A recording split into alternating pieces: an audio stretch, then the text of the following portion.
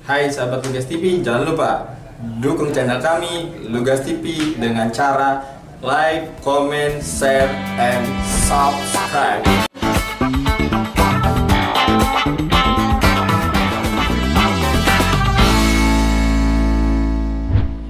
Assalamualaikum warahmatullahi wabarakatuh. Pemirsa Lugas TV dimanapun Anda berada, jumpa lagi dengan kami di acara PBB. Pak Blangkon bertanya, tentunya didampingi dengan tim Red kami yang tidak asing lagi, Bang Badia Sinaga. Selamat siang Bang Badia Sinaga. Selamat siang Pak Blangkon. Sehat ya kabar ini? Sehat.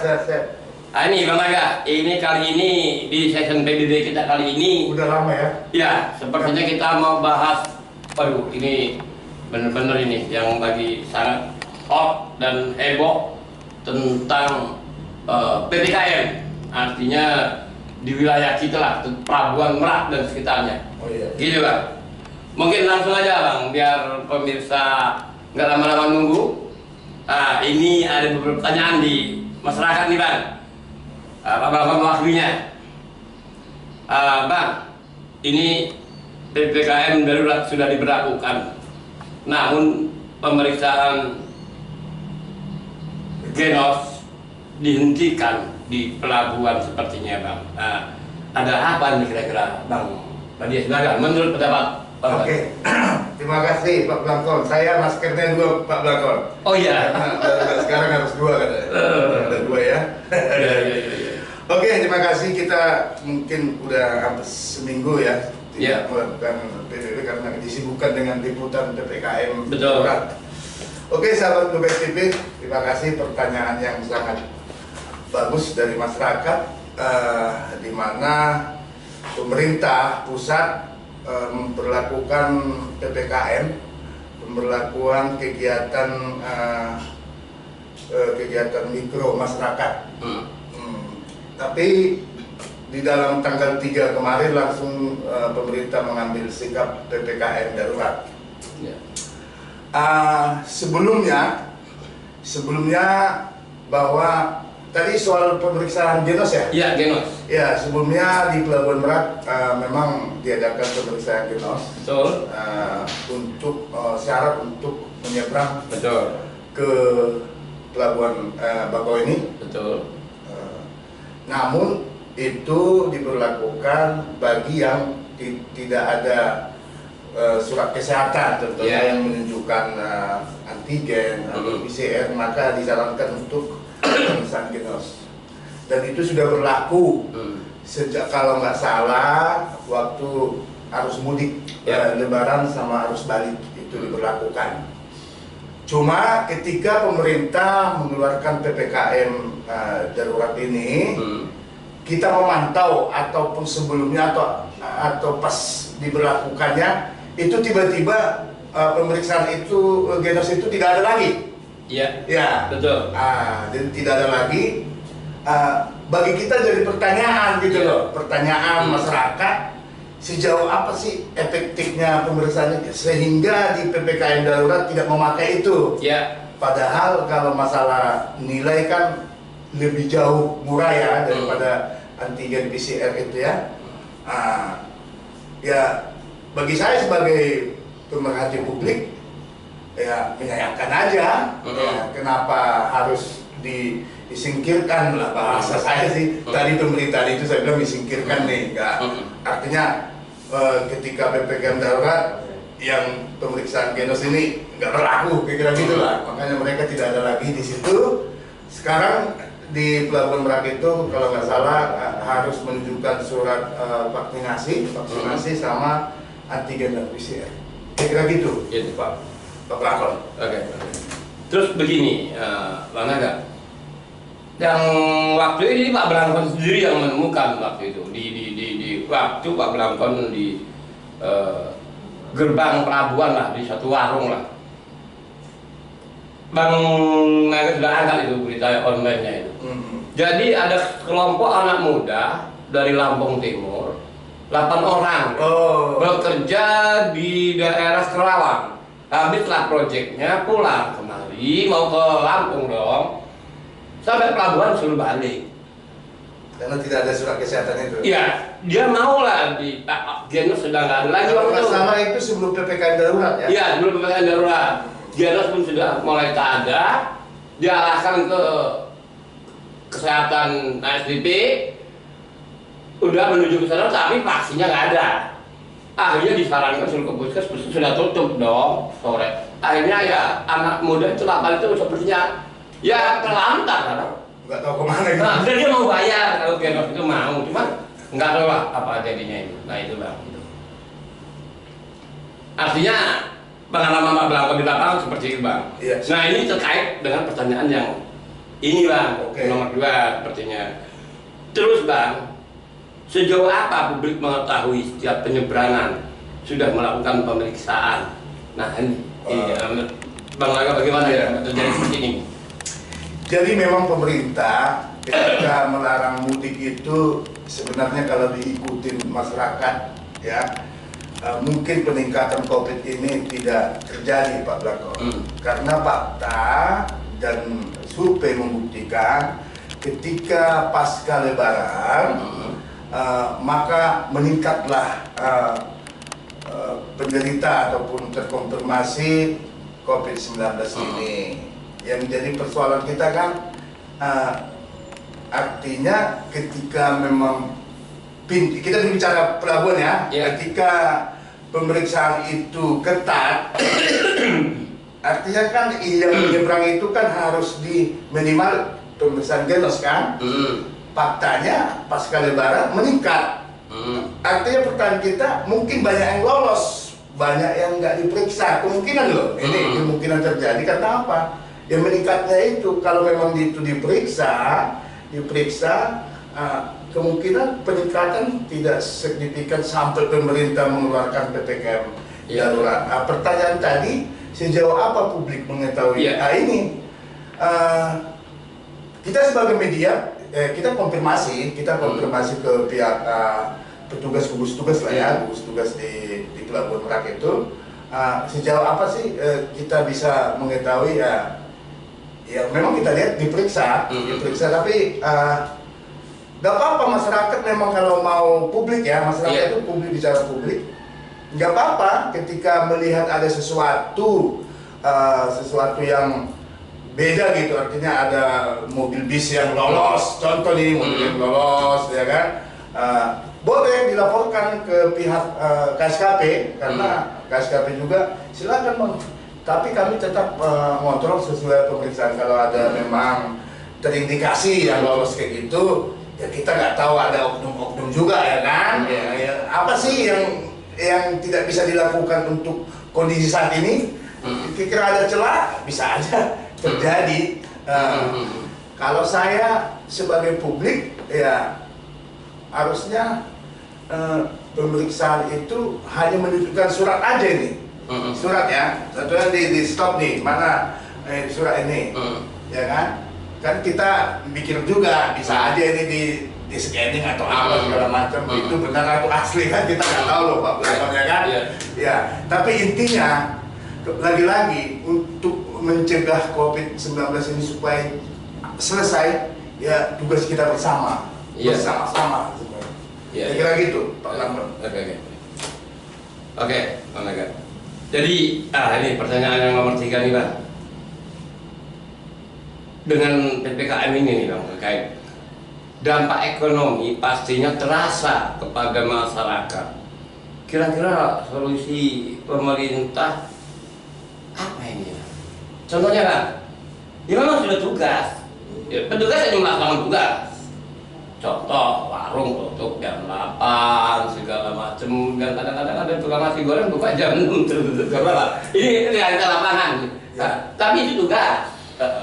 Nah ini bagaimana menurut Abang nih?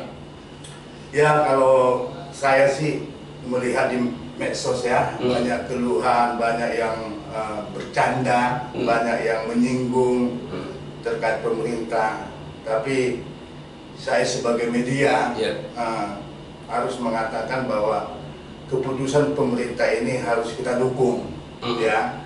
terkait pun ada bahasa-bahasa di medsos yang mengatakan itu masih diperhitungkan oleh bla bla bla bla, ya butuh pembuktian. Tapi pemerintah kan hal ini saya lihat ya ayo kita dukung. Nah, terkait tadi dampaknya itu ya kami sebagai media, kita sebagai media Pak Blakon dan tim kita juga ikut dalam ketika ada razia sosialisasi, ya miris, sebenarnya kita sangat miris. Kok ujung-ujungnya masyarakat yang paling kecil, masyarakat yang tidak menentu penghasilan gitu ya, contoh pedagang. Di situ jualan, di situ bisa beli beras, di situ bisa bayar ini ya kan. Ketika ini diberlakukan PPKM darurat, ya kan. Kalau petugas sih, kalau bagi saya mereka melaksanakan tugas, namanya petugas, ya kan.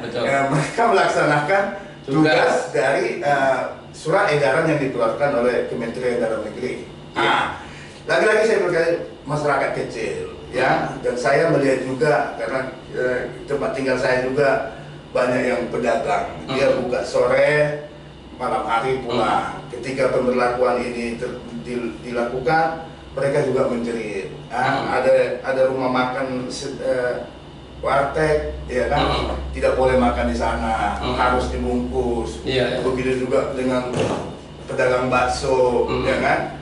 Kalau bicara miris, miris. Tapi kan kalau Pak Blakon tadi masyarakat bertanya apa solusi pemerintah? Kalau saya sih dulu itu waktu COVID zaman dulu itu ada bantuan sosial, ya. Tapi nggak tahu atau apa ya. Kayaknya nggak ada kedengaran bantuan sosial ini gitu loh selama PPKM darurat ini. Apa media kita yang tidak tercover saya nggak tahu ya. Tapi di lingkungan saya tidak ada kedengaran pemerintah akan memberikan bantuan berupa beras atau apa gitu kan. Sepertinya nggak ada gitu, nggak tahu kita yang nggak tercover gitu. Kira-kira intinya saya miris, sangat miris Pak Blakon kejadian ini. Oke. Jadi pemirsa, artinya mungkin ya kita alami sama-sama ini semua. Nggak ada yang mau pihak manapun dengan adanya COVID ini. Niatan pemerintah tentunya baik supaya membatasi penyebaran, Bang ya. Cuman efek daripada itu kita lihat sama-sama, kita rasakan sama-sama di lapangan kadang-kadang. Ya, memang sangat miris. Artinya, ya mungkin ini tugas kita semua, Bang ya, untuk atasi ini semua. Nah, kalau yang Abang singgung tadi, dulu lockdown mungkin banyak bantuan, Bang. Ini bukan lockdown, PPKM. Bukan dulu kalau nggak salah apa ya, PSBB. Oh, PSBB ada. Kalau lockdown negara kasih makan kita dong. Betul. Jangankan kita, binatang peliharaan kita juga. Kalau bicara undang kesehatan tentang lockdown. Jadi kita PSBB ini ganti nama aja PPKM. Iya. Memang ada candaan juga di lapangan ya, PPKM. Pelan-pelan kita modal. Candaan lapangan, Pak. Bisa-bisa aja ya. Bisa-bisa aja. Mungkin saking itu kreatif. Pusingnya. Ada anak asongan, apa pedagang nasi goreng, mungkin ya itu. Kita ini memang sambil diskusi ketawa gitu, tapi dalam hati kita agak miris lah. Wah, hati kita miris, Bang. Semua kena dampak semuanya. Termasuk Lugasnet juga. Semua lah, Bang. Cuman mau gimana lagi? Mau beneran. Polisi pun saya melihat, kita kan meliput polisi terus tuh. Lugas, ya kasihan juga lihat mereka kerjanya ekstra tambah. Keliling tiap malam apa, ya dia juga capek juga ya. Jadi nambah tugas, tapi tugas tadi. Sementara masyarakat pedagang yang kurang paham nyalahkan ya polisi gila amat. Itu di sisi lain tugas negara. Kayak nggak ada saudaranya yang datang. Nah, ini problematika ya, Bang. Jadi coba Bang Lagat, artinya untuk statement terakhir nih buat pemirsa nih gimana terkait ini, Bang? Oke, sahabat Lugas TV, kita udah melihat bahwa 1 minggu lebih lah ya, kurang lebih pemerintah memperlakukan PPKM darurat ini. Pesan saya sih mungkin pemerintah udah punya mikir panjang atau keputusan. Cuma dampaknya ketika ini diberlakukan, ya kami melihat memang langsung di lapangan sangat berdampak bagi mereka yang berpenghasilan hari itu dagang dan mendapatkan penghasilan gitu ya. Pesan saya pertama ya, saya boleh ke pemerintah ya? Boleh pemerintah, coba sih kepada pemerintah, kepada Bapak Presiden dan jajarannya, mungkin melihat di medsos ya, Pak Blangkon ada kegiatan daripada teman-teman dari Satpol PP yang begitu membubarkan kerumunan. Oke, itu tugas. Tapi ada nggak solusi lain ya kepada pemerintah, solusi lain dengan cara apa ya, kekeluargaan lah, dengan cara apa gitu. Dan pemerintah coba lihat ketika masyarakat sudah berteriak lah, apa nih solusi pemerintah, apa bantuan sosial itu anggarannya masih ada atau enggak, ya udah dikuncurkan aja gitu ya kan. Tapi itu buat pemerintah, buat sahabat Lugas TV nih, sahabat Lugas TV ya, mohon kita ikutin aja anjuran daripada pemerintah ya kan. Kalau lari ke politik sih memang biar adalah ini ya, tapi saya sebagai pemerhati publik dan juga sahabat Lugas TV, yuk sama-sama kita mematuhi saran daripada pemerintah, surat edaran dari pemerintah untuk memutus mata rantai penyebaran COVID-19 ini, supaya kita bisa seperti biasa, bisa berpelukan, ya kan? Bukan salam gini lagi, ya kan? Udah bosan, udah ini saya salam itu kasihan gitu. Ketemu paman kita yang udah lama ketemu, masa salam gini, Pak Blangkon, kayak nantang aja gitu kan. Itu aja mungkin pesan saya kepada pemerintah dan kepada sahabat Lugas TV. Oke, terima kasih Bang Maga. Pemirsa Lugas TV dimanapun Anda berada, artinya siapapun kita tidak pernah mau terjadinya musibah ini di dunia ujung manapun, nggak ada pernah manusia mau dengan musibah ini. Pak Blangkon hanya berpesan, andai ada banjir yang besar, jangan sekali-sekali kau coba untuk membendungnya, tapi carilah pohon pisang, selamatkan dirimu dan jangan melawan arus. Andai di sana banyak manusia mempertaruhkan nyawanya demi mempertahankan rumah ibadahnya, di belahan dunia lain banyak manusia meninggalkan tempat ibadah demi nyawanya. Sampai jumpa di sesi berikutnya. Oke, terima kasih.